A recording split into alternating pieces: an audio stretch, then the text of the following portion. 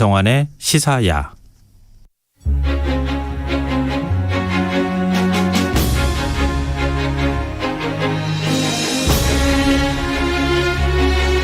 청취자 여러분들 혹시 74434라는 숫자의 의미를 아십니까?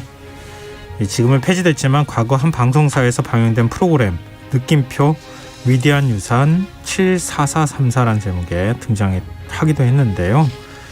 이 74,434는 실은 해외에 흩어진 우리 문화재를 상징하는 숫자입니다. 그로부터 16년이 흐른 지금 이 숫자는 어떻게 변했을까요? 올해 해외에 흩어진 우리 문화재를 담당하는 국외소재 문화재 재단이 발족한 지 꼭 또 10년이 되는 해이기도 한데요. 현재 역사, 오늘 국외소재 문화재 실태와 반환 사례를 살펴보는 시간 마련했습니다. 경향신문 이기환 히스토리텔러 나와 계십니다. 안녕하세요. 안녕하십니까. 네, 처음 예전에 봤던 듯도 하고 그랬어요. 74434. 74,434. 그렇죠. 이 당시에 느낌표란 프로그램이 워낙 인기가 좋아가지고 아마 어렴풋하게는 아마 기억하시는 청취자분들이 있으실 것 같아요. 네, 그렇습니다. 그래서 지금은 뭐 얼마나 늘었냐라고 하는데 네. 이게 2.88배가 늘어난 21만 4,208점, 그러니까 214208이에요. 그러니까 어떻게 보면 아니 이게 그 사이에 줄어들어야지 왜 이 숫자가 늘어납니까? 그러니까요. 이게 보면 일본이 9만 4천여 점을 해서 44%, 그러니까 절반 가까이 되고 미국이 5만 4천여 점에서 한 25.3%, 그다음에 독일, 중국, 영국, 프랑스가 이제 5천 점 이상을 해서 이제 뒤를 쫓고 있는데 네. 이게 늘어난 이유가 있어요. 그러니까 간단한 거죠. 그러니까 해외 소재 한국 문화재 관련 조사가 이제 그때부터 이제 본격적으로 시작이 됐기 때문에 계속 파악이 되는 거죠. 그래서 그 2012년부터 해외에 흩어진 한국 문화재를 조사 연구 환수 활용하는 그런 그 국외 소재 문화재단이 또 발족하기도 했고 그래서 그런 덕분입니다. 사실 국외 소재 문화재 재단이라는 게 있다는 사실조차 모르는 분들이 많을 것 그렇겠죠. 같아요. 네, 그렇습니다. 이게 주로 이제 문화재를 외국의 국외 문화재 반출된 걸 찾아내기도 하고 또 환수하는 작업도 하기도 하는 기구입니까? 활용도 하고 연구도 하고 그러는 건데요. 제가 그래서 이 환수가 좀 중요하잖아요, 기본적으로. 네, 그렇죠. 그 실적 자료를 받아봤는데 2011년부터 2021년까지 이렇게 한 2,341점, 그러니까 7개국의 61건을 환수를 하고 그중에 기증이 685건, 그다음에 구입이 한 103건, 그다음에 수사 공조가 12건, 협상이 1,541점 이런 식으로 이제 구분이 됐어요. 근데 재단이 발족한 게 2012년이잖아요. 10년을 맡고 있으니까. 근데 통계는 2011년부터 잡혔어요. 예, 그 2011년이 굉장히 의미심장한 해예요. 그러니까 어떻게 보면 재단 설립의 분수령이 됐다라고 할 수가 있는데 그 해에 일본 국내청이 소장하고 있던 조선 왕실 의궤하고 이 또 히로부미가 반출해 갔던 도서 등에서 1205책이 어떻게 보면 인도 형식으로, 그러니까 반환도 아니고 기증도 아니고 그런 식으로 해서 인도 형식의 일하는 어떤 뭐 되게 좀 모호한 형식으로도 반환이 일단 됐습니다. 자기네가 가져간 게 불법적인 행위는 아니었다는 거 굳이 반환은 끝났다 이런 걸로 이제 그런 거고 그래서 당시에는 또 일본이 민주당 정권이어서 뭔가 한일 관계가 좀 뭔가 반짝해서 호시절이었던 상황이어서 그때 반환이 된 거고요. 또 그 해에 프랑스 국립도서관 소장했던 그 유명한 외교장각 도서 297책이 그 돌아온 해이기도 했죠. 외교장각 도서는 진짜 프랑스하고 우리나라 사이에 정말 뜨거운 외교적 쟁점이기도 했어요. 네, 그렇습니다. 외교장각 도서라는 게 진짜 그 1866년에 병인 양요 때 프랑스군이 약탈해간 문화유산이지 않습니까? 아시다시피. 그래서 1975년에 그 국립 프랑스 도서관 사서였던 박병선 박사가 찾아냈죠. 그래서 이후에 수십 년간 한국 프랑스 관계를 좀 뭔가 가로막고 있는 외교 현안이었다가 145년 만에 돌아온 건데요.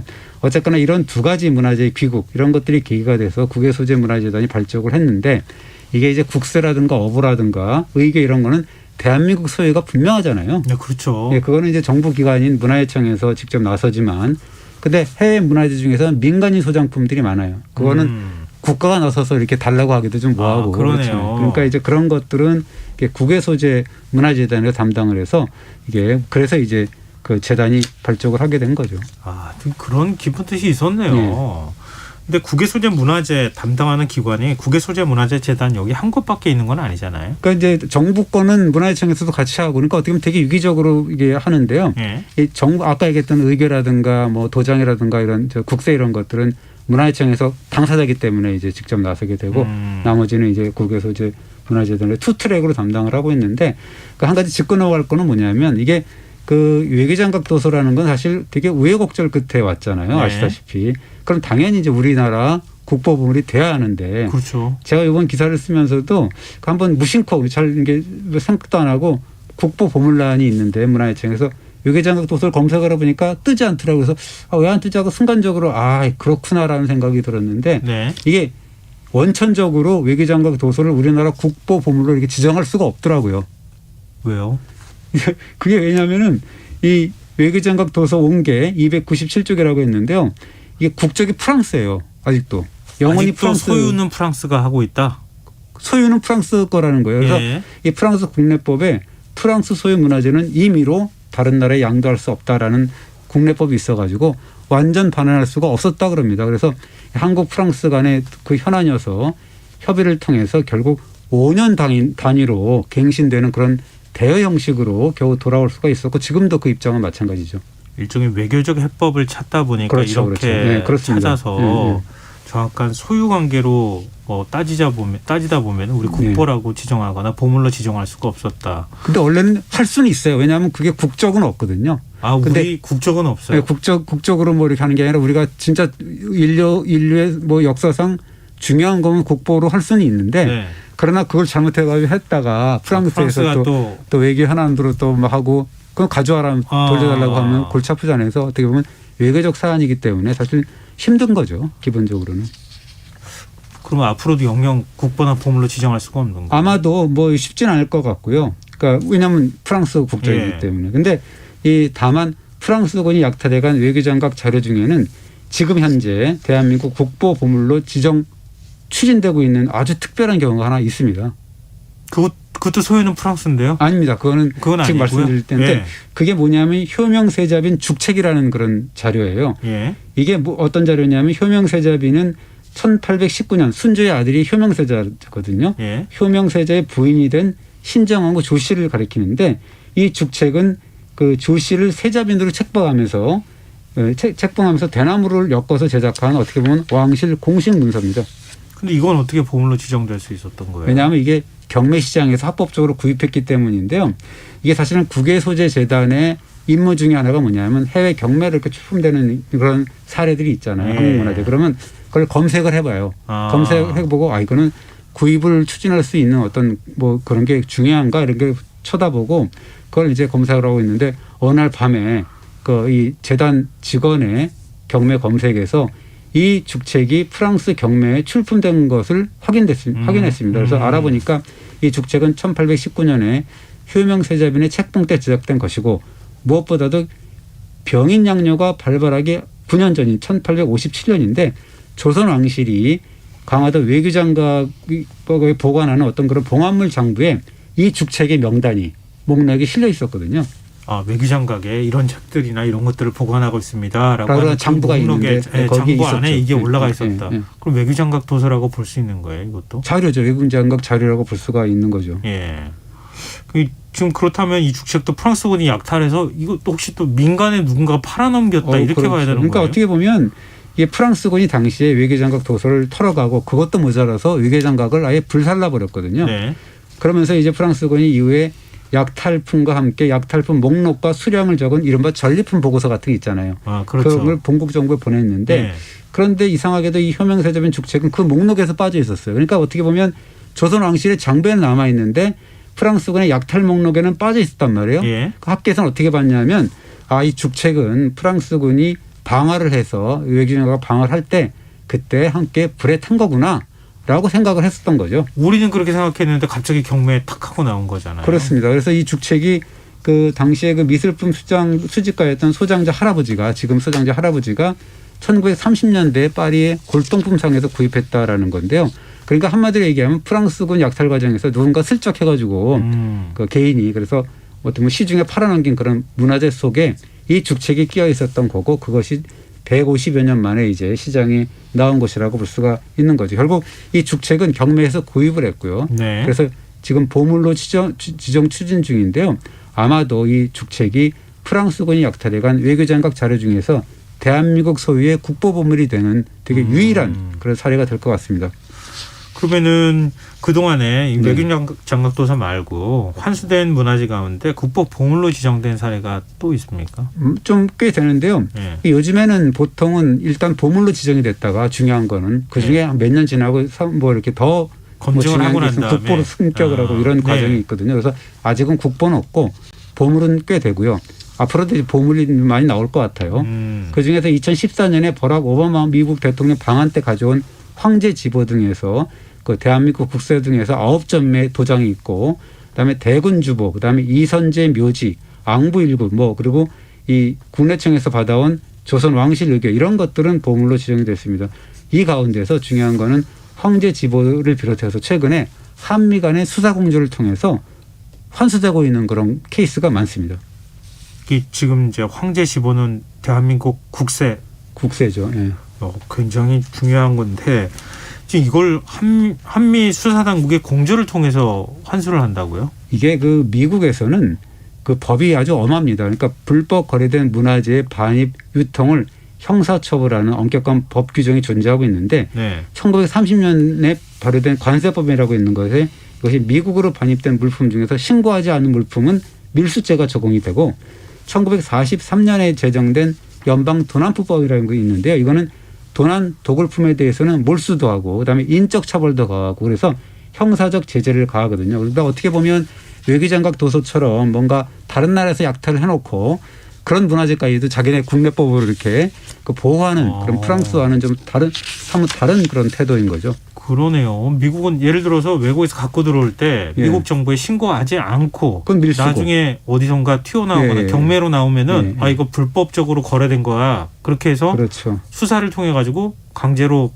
이 환수를 한단 말이죠. 그렇습니다. 그러니까 불법이 인정되면 그렇다는 건데 그건 이제 형사처벌의 경우 그렇습니다. 어떻게 보면 이 한미 공조수사의 효시가 2013년에 미국 내에서 몰수 환수된 호조 태환권 사건이라는 게 있어요. 호조 태환권요? 이게 뭐냐면 그 1893년에 고종이 근대적인 화폐 제도를 이제 도입하려고 새로운 화폐하고 옛날 화폐를 교환하기 위해서 임시로 이래 그 찍어낸 신구 화폐 교환권의 인쇄 원판입니다. 그러니까 되게 그 잘 남아 있는데요. 이 인쇄 원판은 1951년 한국 전쟁 당시에 덕수궁에 소장돼 있었는데 미군이 무단 반출해 갔습니다. 그래서 이 유물이 미국에서 경매된다라는 정보를 입수한 미국의 수사 당국이 주미 한국 대사관에 알려요. 그래서 이제 그것을 계기로 한미 수사 공조가 시작이 된 거고 수사 개시 2년 만에 이 인쇄 원판이 압수가 되고 2013년 9월 3일에 원소유자인 대한민국 정부에 이제 반환된 거죠. 그럼 대한제국 국세 황제 지보도 이런 경로를 통해서 환수가 된 겁니까? 그렇습니다. 이 호조 태환권 사건이 마무리가 된 직후인데 2014년 9월에 문화재청 담당 사무관 앞으로 뭔가 이메일 한 통이 접수가 되는데요. 네. 이게 이제 미국 수사당국의 한국 지부가 보낸 메일이었어요. 뭐냐면 이런 내용이었습니다. 한국전쟁 참전 해병대 장교의 사위가 고인이 된 장인의 유품을 처분하려 지금 하고 있다. 그런데 도장들이 있는데 이게 좀 심상치 않다. 이게 도난품인지 한번 알아봐 달라라는 그런 메일이 접수가 되죠. 근데 미국 사람들이 보기에는 이거 무슨 도장인지 잘 몰랐을 거 아니겠어요? 그렇습니다. 아까 얘기했던 그런 대한민국 국세인지 꿈에도 생각 못했던 건데 그것이 이제 9개 인장이었는데 황제 지보는 1897년에 대한제국 선포를 기념해서 고종 황제가 제작한 국세이기 때문에 굉장히 중요한 거죠. 그러네요. 다른 도장들도 이 뭐 왕실이 제작하고 사용한 그런 것들이어서 그래서 문화재청에서는 그 미국 수사 당국한테 이제 수사를 의뢰하게 된 거죠. 그러니까 국호를 바꿀 때 국세도 바꾼 거잖아요. 그렇죠. 그렇습니다. 근데 소장자가 이런 상황에서 난 몰랐다 이렇게 오리발 내면 어떻게 되는 거예요? 예, 그렇지 않아도 참전 미군이 그 미국에서 되게 전쟁 영웅 대접을 받았다 그래요, 이분이. 그런데 이 미군이 생전에 어떻게 얘기했냐면 아니 중공군하고 북한군이 철수하면서 덕수궁 내에 있는 웬만한 문화재는 다 해탈해 갖고 나는 그냥 이렇게 구덩이에 묻혀 있는 것을 들고 왔을 뿐이야 이렇게 얘기를 했는데 뭔지도 몰랐다. 예, 그러나 이 수사 과정에서 이 물품은 도난품임이 이제 명백하게 밝혀진 거죠. 왜냐하면 왕실 재산이라는 거 뻔히 알기 때문에. 네. 그러니까 이제 이 과정에서 북한 측의 항의도 있었다 그럽니다. 우리가 언제 약탈해 갔다는 거냐 뭐 이런 식으로 얘기를 했다 그래요. 그래서 좀 그런 사건이 있었는데 어쨌든 뭐 다른 유물도 아니고 아까 얘기했듯이 호조 태양권도 그렇고 국세 여부 의궤 이런 것들은 조선 왕실이나 대한 제국의 황실이 제작한 것이 틀림없지 않습니까? 네네. 기록에도 남아 있고 그러니까 빼도 박도 못하는 거죠. 근데 뭐 앞서 프랑스에 들어서 말씀해 주셨지만 미국이 한편으로 고마워지는데요. 예. 좀 이게 또 뭐 오바마 대통령이 또 환수하는데 도와줬다 이렇게 얘기하셨잖아요. 그 가져왔죠. 오바마 대통령이 2014년 4월에 이제 한국을 방문하게 되는데 미국 수상국이 압수한 그런 황제 집어 등에서 9가의 도장은 그때 이제 대통령이 가져온 거에 된 거고 중요한 것은 그 사이에 호조 태양권 그다음에 국세 황제 집어 이런 압수 반환 과정에서 한미 간의 의미심장한 양해 각서 즉 MOU가 교환됐다라는 겁니다. 어떤 내용인데요? 이게 사안에 따라서도 그렇고 수사 의제에 따라서도 그렇고 이런 사건 처리가 늦어지는 경우가 있어요. 그래서 호조 태양권 같은 경우도 2년이 넘게 걸렸는데 주마다 좀 다른 그런 시스템이어가지고 그래서 수사의 효율성을 위해서는 이게 신속하고도 지속 가능한 한미 공조가 필요하다라는 결론을 내린 거죠. 그래서 이런 양해각서에 따라서 조선 왕실과 대한제국의 국세 어보 이런 것들이 이제 환수가 나름 또 이렇게 줄을 잇고 있습니다. 근데 국세나 오보는 이건 뭐 다른 나라 거라고 얘기하기도 어렵고 어디서 그냥 주었다고 말하기도 어려운 거니까 그럼 더 많이 환수 사례들이 나올 수도 있었겠네요. 그렇습니다. 그래서 2015년에는 덕정 어보가 기증이 됐는데 덕정은 뭐 이 20살의 나이에 요절한 성종의 친아버지인데 왕이 못 되고 일찍 돌아가셨기 때문에 성종이 아들이 추전왕으로 이렇게 떠받들면서 종묘에 봉안한 어보인데 이게 지난번에도 잠깐 말씀드린 게 있었는데 종묘에 봉안돼 있다가 1924년에 예정 어보하고 함께 도난돼서 다시 제작을 한 그런 어보입니다. 근데 지난번에 말씀드릴 때 그 당시에 도난 사건의 어떻게 보면 담당자가 그러니까 그 예식과장이 한 건데 이완양의 아들인 이항구였는데 덕정 어보하고 예정 어보를 잃어버려 갖고 순종이 막 발을 동동 구르고 있는데 이항구는 일본인 관리와 함께 골프장에 나가고 골프 삼매경에 빠지고 있었다라는 거예요. 근데 그걸 이제 기자들이 비난했을 거 아니에요. 그 기자들 앞에서 이제 망언을 뭐 퍼붓었다라고 하죠. 어떻게 말했길래 그래요? 아니 이제는 뭐 필요도 없는 그까지 도장 2개 없어졌다고 내가 좋아하는 골프놀이도 못한다는 말이냐라고 했다라는 건데요. 참 기가 찰 노릇이죠. 그 여하간에 그렇게 잃어버린 덕정 어보를 다시 만들어서 봉헌했는데 이것이 1443년 이후에 다시 잃어버렸고 그러다가 이제 1962년에 미국인이 구매해서 시애틀 박물관에 기증을 했는데 그 역시 도난품이 확실하기 때문에 되게 우호적인 분위기 속에서 한국 측에 기증이 됐다고 합니다. 하여튼 미국 내 우리 문화재가 속속 이렇게 들어오고 있다니 얼마나 다행입니까? 그렇습니다. 뭐 문정왕후 어보도 그렇고 현정 어보도 들어왔는데 현정 어보 존재는 몰랐었는데 이 한국 기자 KBS 기자가 찾아가서 이제 뭐 이렇게 막 이런 거 물어보니까 소장자가 현정 어보를 이렇게 자랑스럽게 보여줬다 그래요. 그래서 이제 그게 수사 당국이 봤어요. 우리가 문화재 당국이 봐서 미국 당국한테 이제 수사 공조를 해서 그런 식으로 이제 둘 다 찾을 수 있었다라고 합니다. 소장자 입장에서 좀 억울하다고 하지 않던가요, 이거는? 뭐 어쩔 수는 없죠. 왜냐하면 이 현정 어보를 전문가들이 가끔 찾아갈 때 그렇게 보여줬다고 그래요. 근데 전문가들이 이건 가짜야라고 하니까 마침 KBS 기자가 가니까 자랑하고 싶어갖고 이제 현정 어보를 들고 왔는데 그것을 한국에서 그 KBS 그 방영 프로그램을 보고 문화재 당국 담당자가 미국에 이제 그렇게 준 거죠. 정보를. KBS 기자가 더 열심히 취재해야겠는데.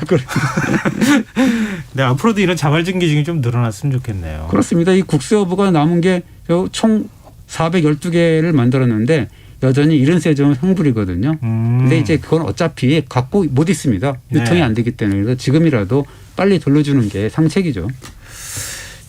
다른 재미있는 환수 사례도 있을 것 같은데 그건 뭐 다음 주에 뭐 한번 얘기를 다 하겠습니다. 알겠습니다.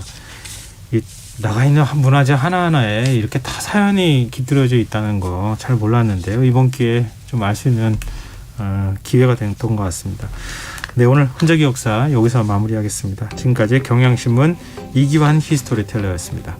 오늘 말씀 고맙습니다. 네, 감사합니다. 오늘 모바일 상품권 당첨자는 홈페이지 공지사항에서 확인하실 수 있습니다. 김성환의 시사야 오늘 여기서 마치도록 하겠습니다. 전 내일 밤 다시 찾아뵙겠습니다. 지금까지 시사평론가 김성환이었습니다. 편안한 밤 되십시오.